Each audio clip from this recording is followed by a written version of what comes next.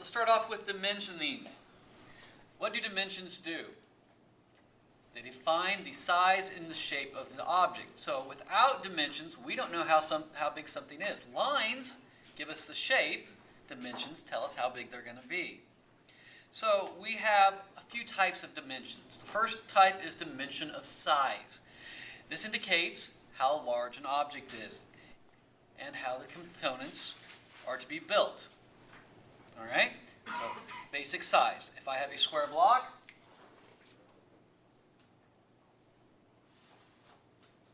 we know that this square block is going to be 4 foot. Since I said it was a square, what would this side be? 4 foot. Now, the next thing we have to know is the dimension of position. We already know where this what the size of this is, but do we know where this goes?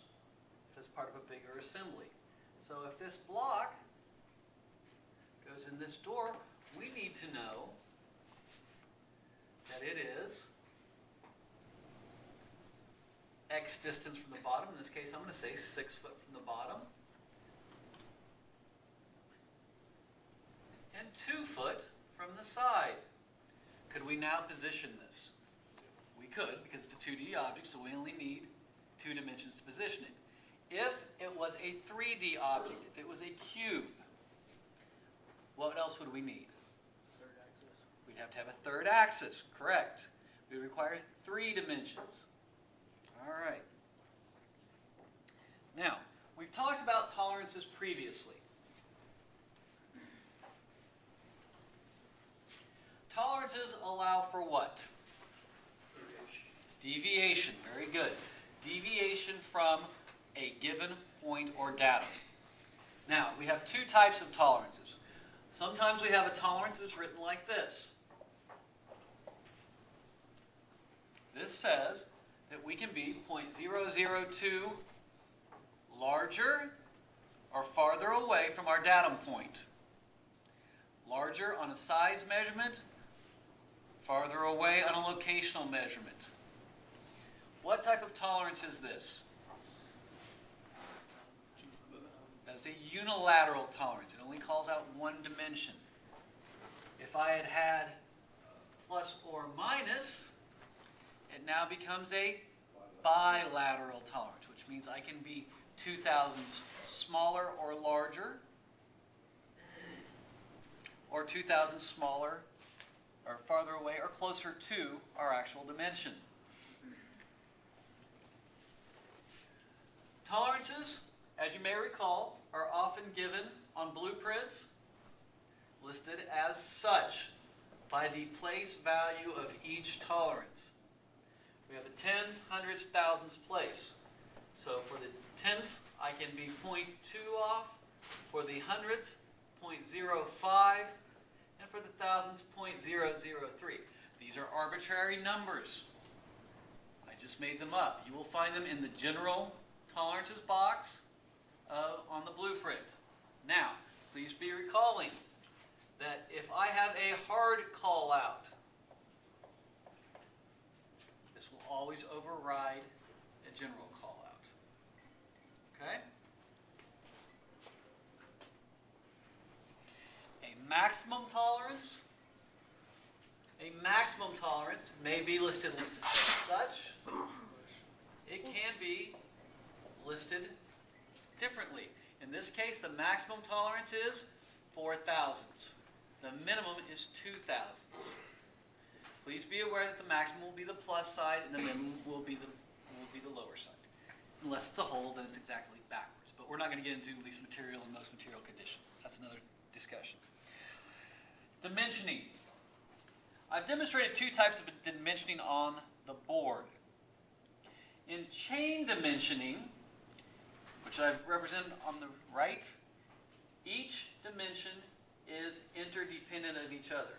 On this side, we know that it's 4.2 feet from here to here, 4.1 feet from here to here, 4.3 to here to here, and so on. When you have chain dimensioning, the only measurements you have is from this point to this point. In datum dimensioning, on the other hand, everything is measured from a fixed point. Each dimension starts at the same fixed point.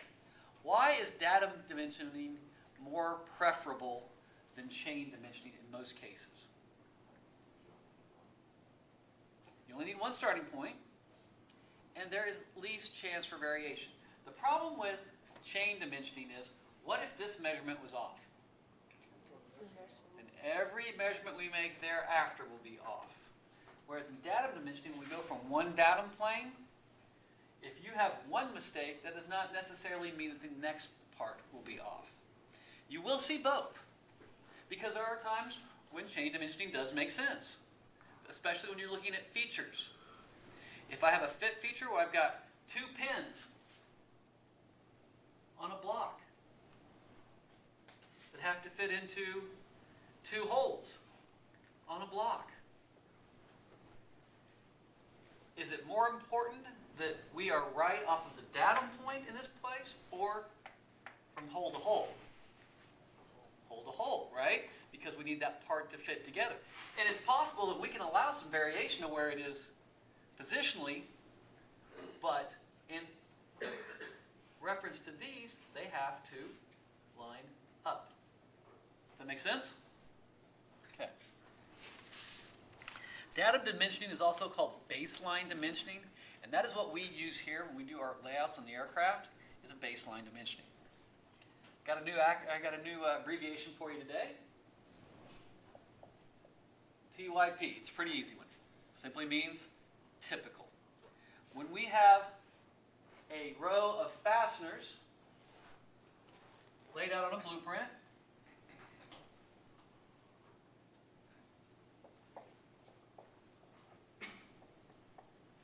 instead of giving a dimension from the edge of the part for all of these, we will simply write 0.30 TYP. And that tells us that everything in this row is going to be 0.30 from this part. Okay. Also, we may see this symbol.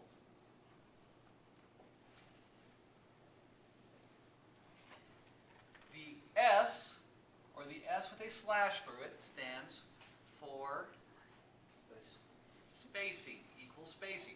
In this case, we would measure from here to here and divide by our number of equal spaces to determine where the layout of these would be. It's much more efficient, and you have less to worry about as far as your dimensioning goes. Questions? Pretty straightforward. Again, this is Module 5. That's what you're taking your quiz on.